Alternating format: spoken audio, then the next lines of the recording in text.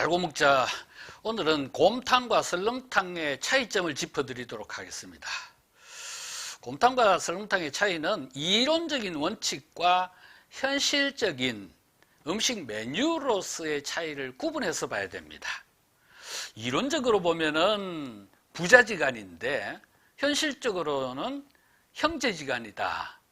이렇게 먼저 말씀드리고 시작을 하겠습니다. 자, 이론상으로는 곰탕이 상위 개념이고 설렁탕이 하위 개념입니다. 곰탕을 우리가 다른 말로 곰국이라고 하죠. 곰국은 맑은 국에 대비되는 국의 일종입니다.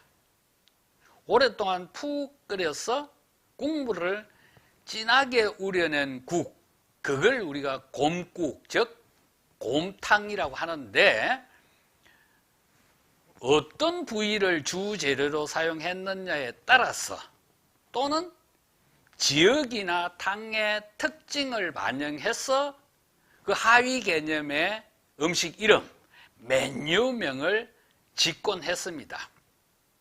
그래서 가령 소의 머리를 푹 꽈다 그러면 소머리 곰탕, 꼬리를 푹 꽈으면 꼬리 곰탕, 이렇게 했던 거죠. 그래서 이론적으로 보면은 곰탕이 아버지라면은 설렁탕은 자식 중에 하나다, 이렇게 생각하시면 됩니다. 그런데 현실적으로 보면은 음식점에 가면은 여러분 곰탕 메뉴도 있고 설렁탕 메뉴도 있죠. 이렇게 헷갈리는 거예요.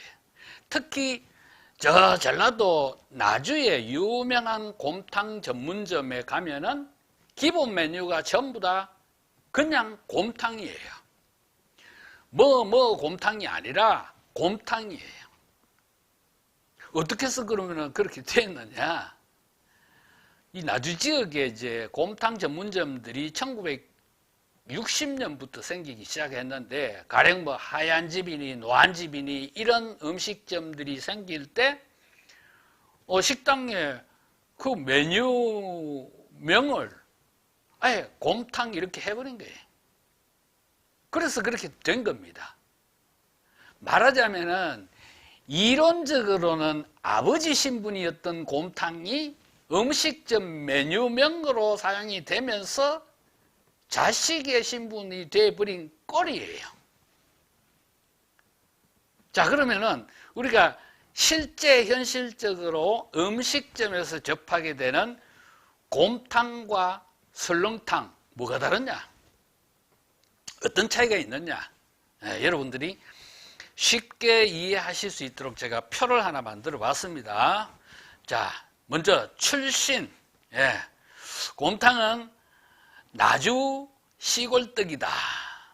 나주 향토 음식이라는 이야기입니다. 반면에 이제 설렁탕은 서울내기, 서울의 향토 음식입니다. 주 재료는 이제 곰탕의 경우는 이제 양지, 목심, 사태 같은 소고기의 질긴 부위와 내장을 같이 넣고 푹 끓인 탕이고, 설렁탕에도 이제 질긴 부위가 일부 들어가기는 하지만은 주 재료는 사골이나 잡뼈예요. 그래서 내용적으로 보면은 나주의 곰탕은 소고기 곰탕이고 서울의 설렁탕은 사골 곰탕이다, 이렇게 보시면 됩니다.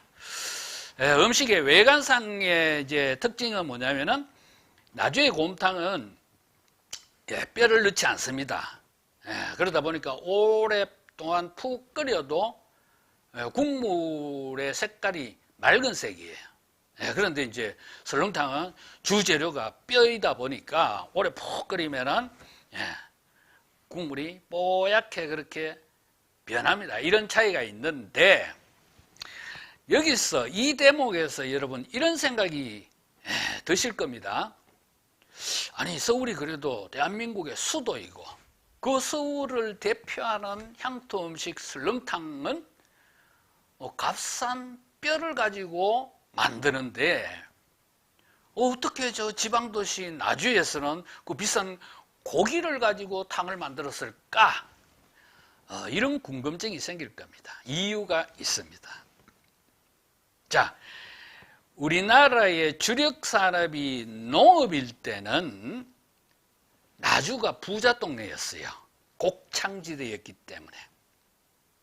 농사를 많이 짓다 보니까 소가 많아. 그래서 소고기도 다른 지역에 비하면 풍부했던 겁니다.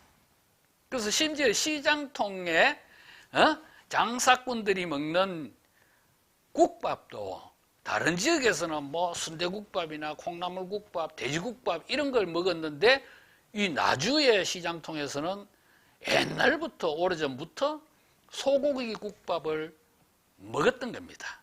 반면에 서울의 향토 음식인 설렁탕은 일제강점기 때 대중화된 음식이에요. 일본이 군수물자 조달용으로 소고기의 살코기는 다 반출하고 겨우 남은 잡고기와 뼈를 푹 꽈가지고 많은 사람들이 먹을 수 있도록 그렇게 해서 팔았던 음식이 바로 설렁탕입니다.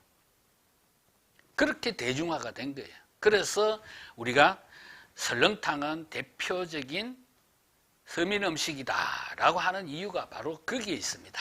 이렇게 곰탕과 설렁탕은 역사적인 배경도 많이 다르다는 걸 아실 필요가 있습니다. 오늘 제가 곰탕과 설렁탕의 차이점을 짚어드렸는데 정보가 도움이 좀 되셨다면 좋아요, 구독 부탁드리고 오늘 순서는 여기까지 하겠습니다. 고맙습니다.